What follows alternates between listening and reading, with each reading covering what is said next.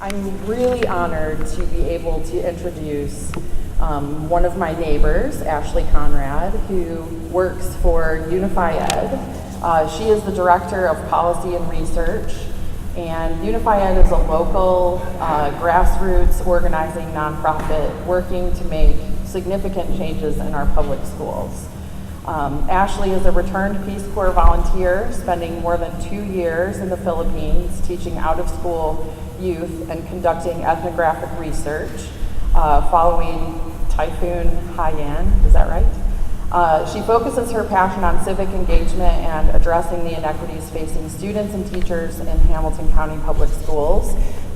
She is also a very active neighbor in the Highland Park neighborhood and someone who I think is dedicated to making really positive change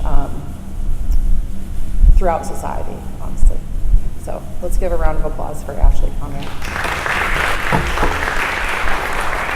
Thank you, Christy. Good morning, everyone. Thanks for coming out, and thank you to everyone who organized this amazing event. I'm really excited to be here, and there's lots of new faces, lots of folks that I don't know and some folks that I do, so that's always fun. So today I'm going to talk with you about building power for change in our public schools. So as Christine mentioned, I work for Unify Ed, and that's the goal and mission of our organization.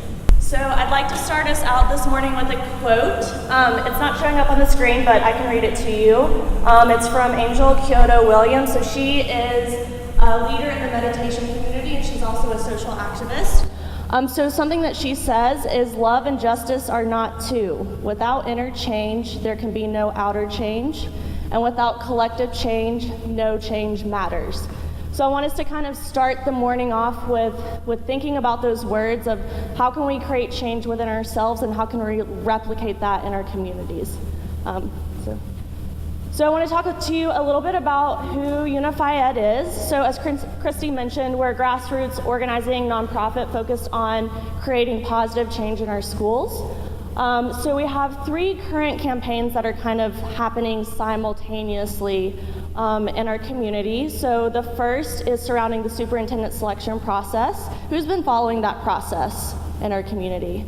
Okay, so about half the room. So right now, Hamilton County Schools are currently looking for a new superintendent.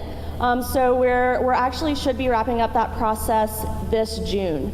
So a big push that we've made as an organization is to ensure that we have community voice in that process and that there could be a community engagement plan so that our community can have a say in who's going to be the next leader of our schools.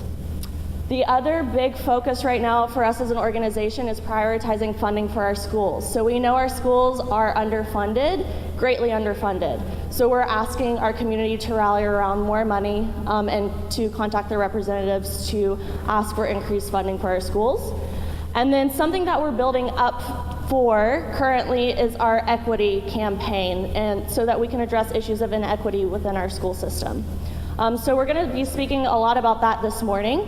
So I would like for there to be some, for you all to participate in this conversation and it not just be me speaking. So does anyone know the difference between equality and equity in that definition? Anyone? Yes.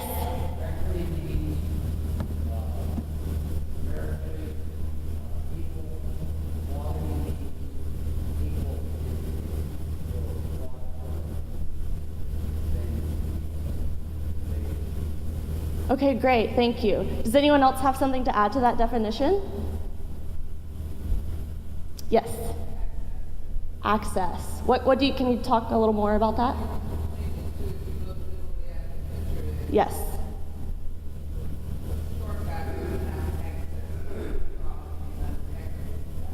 Absolutely. So this is kind of the nuances between the phrasing. So equality in terms of our school system is when everyone gets the same support no matter what.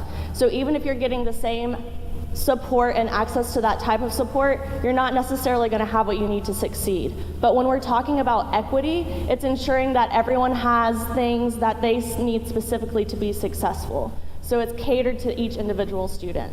So something that one student might need isn't going to be the same that another student needs. And how do we have a conversation around that in our community? Next slide, please. So I want to give big picture what we're going to be talking about this morning. So we're going to start from a historical perspective. Where did we come from as a community in terms of our public school system? Then we're going to move into where we currently are, what are our current inequities, and then finally we're going to speak to some solutions and what we can do next. Where do we go next to start to address some of the inequities that we are currently facing? So we're going to go back in time quite a bit, but not too far, for a historical perspective, specifically surrounding the Brown versus Board of Education court ruling back in 1954. So that's when that court ruling was decided, and just a year later, the Chattanooga City school system agreed to comply with that court order. So currently we are a Hamilton County school system, but back then it was separated between the city and the county. So we're going to be focused on the city for this portion. So in 1955 they decided to comply with the desegregation ordinance. And in 1960 someone named James Mapp, he filed a lawsuit because the school system was not desegregating at a quick enough rate. It had been 5 years, not enough had been done to address the inequities in our school system. 2 years later, they began a partial desegregation effort. So as you can see, even 12 years, not quite 12 years, not quite 10 years later, they're just now partially desegregating. In 1971, the Supreme Court approved busing as a means to desegregate. So because there wasn't enough movement, they then said the state needs to take more action and that busing is a viable option to do this. In 1974 and 1976, the Chattanooga school system claimed full implementation, but were denied by the courts both times. So in 1974 they were denied, and in 1976 they were denied. And then finally in 1986, the desegregation case was dismissed, and our city school system was no longer monitored by the courts. So this is very, very big picture what happened in Chattanooga when all of this was going on. So you can see it took almost 30 years for us to even move forward in that process.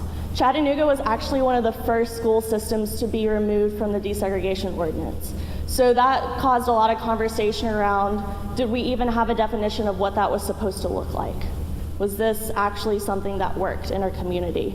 And currently, so following this, because there was no longer any monitoring from the federal government, the school system only had to prove that there was no segregative intent. So that's very vague and not very exact on what to expect. Next slide. So a few things happened when all of this was occurring in our city. One of those being white flight and how that impacted policy implications for our school system. So we have two examples that we can see. So one is from Rivermont High School and one is from Woodmore Elementary. So you can see in just the close of a school year and then the open of the school year in 1963 at Rivermont High School, it was a predominantly all white school in May, and then come that fall, it was a predominantly all black school. Meaning that's an example of how a lot of the white families moved. So they were moving from the city school system to the county school system because they were separated during that time. Another good example of this is Woodmore Elementary School. So this is a school that we still currently have in our school system. So you can see in 1970s, it was a good mix of a school, about half black students, half white students. And then in the 1980s, a decade later, it was a predominantly black school. And we can actually see today, we have numbers. In 2016, last year, it was still a predominantly black school. So it actually, the desegregation ordinance actually reversed what it was supposed to be doing because of white flight and the implications that had for our schools. So one policy that affected this movement and this migration was the right to choose policy. So this policy stated that families who have students in a school system where they're the majority could move to a school where they're the minority. So if you're a white student going to a school where it's predominantly white students, you have the privilege to move to a school that's where you would be the minority. However, that's not what occurred. This further put the burden on the black students and black families because white students did not leave. And so the black students were expected to leave their schools where they were the majority and move into a school where they are now the minority. So that is putting an extra burden on the group that is already being oppressed and pushed out of the system. Another policy that further exacerbated this issue was annexation of county schools into the city school system. So something the school system tried to do was move schools from the county into the city. However, they weren't held to the same standards of the desegregation ordinance. So they were moving white schools into now what is a predominantly black school system, but they weren't held accountable. They didn't have to integrate. So that wasn't very fruitful for this effort. So in terms of the community response, there was a lot of protesting from both sides of the narrative. We had Black families in the Black community protesting, saying the desegregation plan wasn't working properly. They didn't feel that it was working in their favor. But we had on the other side KKK protests as well as white families protesting. Specifically, there was a big protest outside of Brainerd High School. So there was a lot of unrest and conversation around this. And then in 1986, when the desegregation ordinance was removed, there were even more protests from the Black community that were frustrated because they felt the ordinance actually didn't give their students justice, while simultaneously we had predominantly white officials celebrating the success of the removal. So a difference in narratives there were happening. As well as fighting and protesting the removal of the ordinance, some Black community members petitioned and actually created an alternative plan to address issues of inequity in the school system. However, this plan was objected twice in the courts, and a reason that they cited for this was lack of funding and resources. So this is still a conversation we're having today, right? There's a lack of funding, there's a lack of resources to see happen what we know needs to happen in our school system. And then fast forward, 1997 is when the merge of the county and the city happened. So now we are a county-wide school system. So I want us to have a moment, that was a lot of information really quickly from the historical perspective. So I'd love for you to get in groups of 2 or 3s with your neighbors and just have 2 minutes of conversation about maybe what you learned from this section, or maybe this is a review of information for you. But maybe it isn't. So just have a conversation with 1 or 2 of your neighbors, and then I'll get 1 or 2 of you all to kind of share with the group your thoughts and ideas.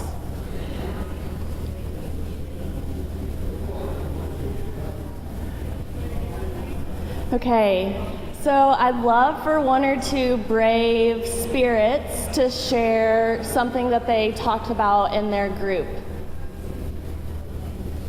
Yeah? Okay, I'm gonna bring the mic to you. Is that allowed? I don't know if that's so that everyone can hear, and that maybe you can share your name with the group. Well, my name's Roger Meyer. I have a PhD in clinical psychology, worked in that profession here until I had a depressive episode hit, and I retired and became a consultant. I live in the East Brainerd neighborhood in what used to be the county until it was annexed, and now I'm in the city. But when I came here, East Brainerd schools were all white. East Brainerd neighborhoods were all white. And now, as I ride around the neighborhoods, there's African Americans, there's Latinos, there's Asians, there's Middle Easterners. All have bought houses and moved into that community. However, my wife taught at Bestie Shepherd Elementary, which was still predominantly African American and, well, minority, I'll put it that way, because they had East Europeans and South Asians and that kind of thing in that school, because it was in a poor neighborhood, and apparently the parents of anybody who wasn't poor sent them off to private schools. But we have a lot of private school students, but East Brainerd is huge, and so there's a lot of, public school students there. Thank you so much. So you were a witness to a school that has flipped due to, I'm sure, not just policies surrounding public education, but also probably issues of community development and those sorts of issues. Do I have one other group who would like to share out what they spoke about? Okay. We briefly talked in our 2 minutes about the kids in the inner city areas never had an option. They either had to stay in a community neighborhood or school, or they were bused. They had to go where the bus took them. Whereas those who had the resources to go to private schools, charter schools, these weren't mentioned, or to not go to the school that they were programmed to go to, they continued to control the situation, really. And it was resources, economic, that caused the system to stay as it is. So that's what we talked about during our period of time. Thank you so much. So yeah, those are both really great examples of what community members have experienced and witnessed during this time. So thank you very much for your feedback. I hope that everyone got to have some good conversation in their groups. So now I want to move to where we are now. Where are we now in our school system? What are the current issues that we're facing as a community, as students, as teachers, as families participating in the system? So something we've already hit on, but something that is brought up over and over again with conversations our organization has had with community members are issues surrounding zoning and how the school zone lines are drawn and what that means for the populations that attend those schools. So we know that some schools, the way the zoning is drawn, that it's going to create schools of concentrated poverty or schools of mostly middle to high income students, and why that is. So we have a graphic here to the side that shows 1/3 of our schools are schools of concentrated poverty. So we actually have 27 of schools that fit into that category, which is a very large number. And school zoning impacts that. So how those lines are drawn impacts the populations that attend these schools. So a second issue that's often brought up is surrounding classroom discipline. So we know students of color and lower income students are often disproportionately disciplined with higher disciplines, as well as just disciplined overall more than their white counterparts or higher income students. So why is that? We know in our schools of concentrated poverty, the expulsion and suspension rates are much higher. So why is that happening? What's going on there? What's at play? What are some alternative solutions that can we bring to the table that will address those, such as a restorative justice framework and implementation in our schools? The third point that's often brought up is teacher representation. So we know the majority of our teachers are white females, yet we know that that's not representative of a lot of the students in our schools. And research shows that when you have a teacher who comes from a similar background as yourself, it's easier for you to learn and share camaraderie with that individual. And that can also impact how classroom discipline is implemented. Another piece of the teacher representation is surrounding new teachers. So we know in our schools of concentrated poverty, we have much higher rates of brand new teachers. And we know our new teachers are very excited to get started, but we also recognize that veteran teachers know exactly what they're doing and have a lot of experience that can help them in the classroom. A fourth issue is classroom offerings in and of themselves. So most of our schools do not have art classes, even though it is a state mandate that all of our K-8 schools have art teachers. That is not something that our school system is providing our students. And that is because of funding. It's an unfunded mandate from the state. Another issue surrounding this is AP, IB, and dual enrollment classes. So some schools have these offerings, but a lot of them don't. Specifically, are schools of concentrated poverty. So these students never even have the opportunity to take an advanced class, which is going to help them in terms of their college and career after their secondary education. That impacts student outcomes. So we know that there's a big gap in student success, and we see this gap widen, especially in schools that don't have diverse student populations. So the more diverse the student population is, the smaller the gap gets.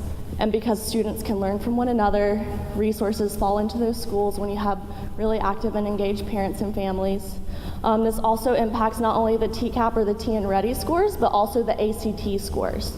And so that is what provides students the opportunity to enter college and university. And the last issue that we're going to hit on is funding. So this is reflective in our current campaign, so I'll quickly go through this. Right now, our school budget is $400 million, but as you can see, we still have over $386 million worth of needs. So this is goes from general operating, which the school system is asking for $24 million more to supplement that. But we also have over $180 million in maintenance needs and over $180 million in new building needs. So as you can see, our school system budget, I mean, it's in half of what we actually need currently, So this has big implications on issues of equity and providing support to the students that need it most. Also, our buildings, many of them are unsafe and unfit for students to be learning in and for teachers to be teaching in. So we need to have that addressed as quickly as possible. So what's working around our nation? Check the time. Okay, I'm going to quickly go through this because I know we started a little late and I don't want to get us behind on the other presentations. So currently there are 91 school districts that are integrating based on socioeconomic status. So we know this is something that works in schools. We know that if we have diverse student bodies and populations in our schools, it greatly impacts student outcomes and student experience. So there are 5 primary ways in which you can get these increased student outcomes and success. So one is attendance zone changes. So we hit on that, how the lines are drawn. If we draw those differently, that's one solution. Another solution is controlled school choice. Does anyone in here know what controlled school choice means? Has anyone heard of that model? Okay, so controlled school choice is when you give families the opportunity to choose their top 3 schools where they would like to send their student, and then an algorithm is used to give parents the priority, but there's always a cap on the socioeconomic status of the school. So instead of creating schools of concentrated poverty, you keep it within a range of, say, 40 to 60% of the student body is socio or economically disadvantaged, so you don't go below that and you don't go above that. So it keeps it in a range that we know is really successful for our students. Some other solutions are magnet school programs. So that's actually something we're currently doing in Chattanooga. So you can see there's a dot where Chattanooga is because we do have magnet schools, and they are a good part of the solution to addressing issues of diversity in our classrooms. So maybe we can magnify that, increase that program, as well as adopting another strategy. Another option is a charter school, so charter schools that make diversity a focus. And then last is transfer policies. So that's allowing students to kind of have options to transfer if they fit into the range. But what's most important for this strategy is to ensure that there's transportation provided. So when we have seen this work well across the country, transportation is highly valued and it's very efficient, and there's funding that goes towards it. Without that, this program or this strategy will not work and it will not be successful. So you hear conversations around open enrollment, but not providing transportation. That's putting the burden on the families who don't currently have transportation and allowing families who already have the resources to be successful to just choose what school they want to go to. So we need to have conversation around that. So there are a couple school systems who are doing this really, really well across the nation. So the 3 of them are Louisville, Boston, and Hartford. I'm just going to focus on Louisville today because of time. So Louisville's doing an amazing job, and one of the things that is empowering the community is that they are so involved in this process. They have made sure that diversity is the #1 priority in their schools. They are very organized. They make the demands they want to see of their school system, and they've been extremely successful. It's a primary goal for their families. So they adopt the controlled school choice model, and they have a robust transportation policy. So the coupling of those 2 strategies is working really, really well for them. So there's a graph here, it's kind of small, but it shows the average time a student spends on a bus, and it ranges between 30 minutes to 25 minutes. So because they're very efficient and they prioritize the transportation policy, students aren't spending forever on the bus. They have very equitable integrated schools. And something that's very unique about the school system is that they actually have a whole division in their central office focused on diversity, equity, and poverty programs. That's not something that we have in Hamilton County, and it's something that is working really, really well for them. So they have a whole group of people who are focused on this 100% of the time. And that's something the community wanted to see, and it's something the school system has prioritized. Go to the next slide, please. Okay, so I'm gonna give one more opportunity for you all to chat with your groups about this. So we've had the historical perspective. Now we've talked about where we are in our community and possible solutions that at least one location is doing. So have 2 minutes to chat, either find a new group or regroup, or chat with the folks that you just got to speak with, since you already know them pretty well. So I'll give you guys 2 minutes, and then I want to hear from 2 different groups that didn't speak last time.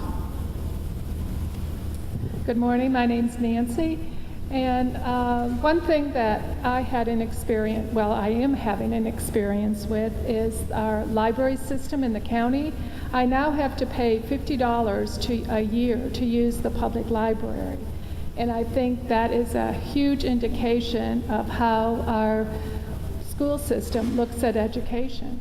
Apparently, a library is not a high priority. So Hamilton County has pulled out funding to use the public library, and we've contributed.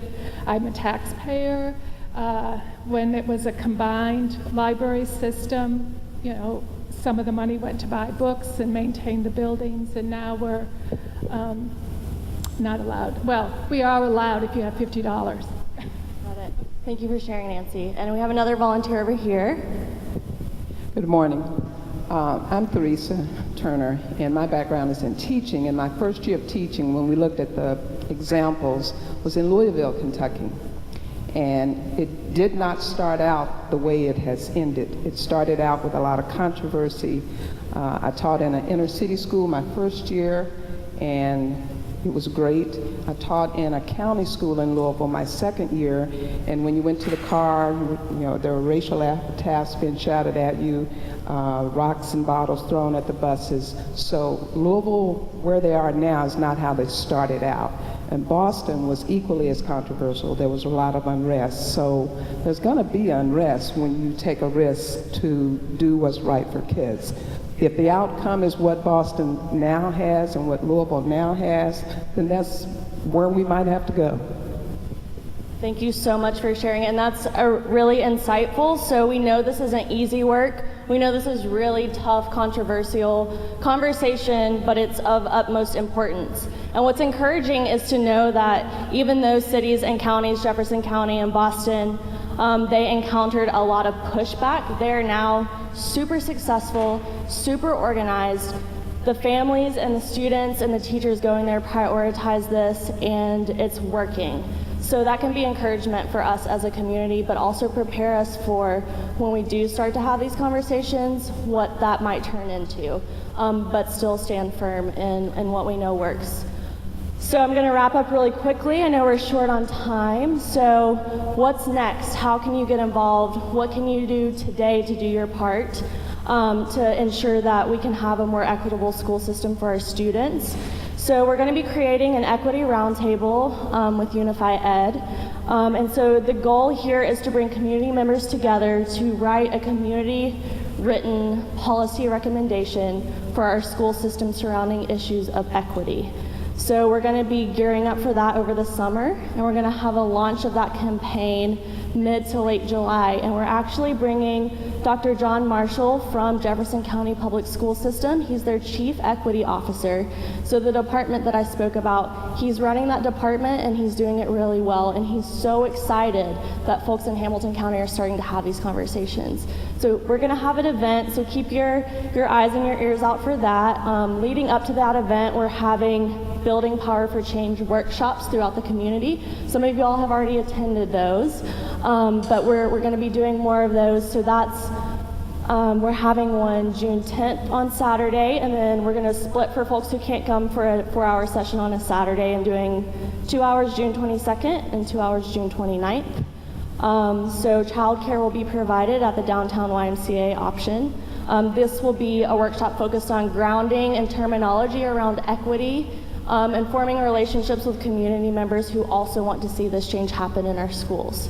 So stay in touch with Unify Ed. We send emails. We have a big social media presence. We'll make sure that this information gets out to you all. And then the last way that you can contribute and make your voice heard today and throughout the next month is to contact your county commissioner and let them know that we need to prioritize funding for our public schools. So we actually, my colleague here, Jonas, our executive director at Unify Ed, he has a clipboard and he has letters for y'all. If y'all are interested in signing them or writing your own, you can do that today and we'll mail them in for you. Miss Tracy's also here. They both have Unify Ed shirts on, so you can find them and write a letter if you wish. If you're still not sure, and yes.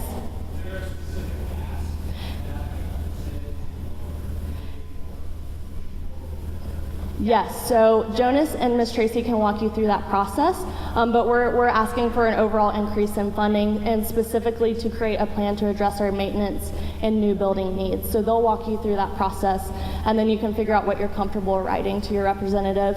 If you're still unsure, we have coffee and conversations multiple times a week to discuss and go deep into the budget. So we just kind of grazed the surface this morning, but if you want to have a really deeper, more full understanding of what's going on with the budget and what you want to ask of your representatives, if anything at all, please join us for one of those. If you visit our website, they're listed there. We're going to be having over 50 of these in our community, so there should be a time and place that works for you. Yeah, so thank you all so much. I hope you all have a wonderful rest of the day, and I'm sure the rest of the presentations are going to be amazing. I really appreciate y'all taking time out of your Saturday to talk about these really important issues. Thank you.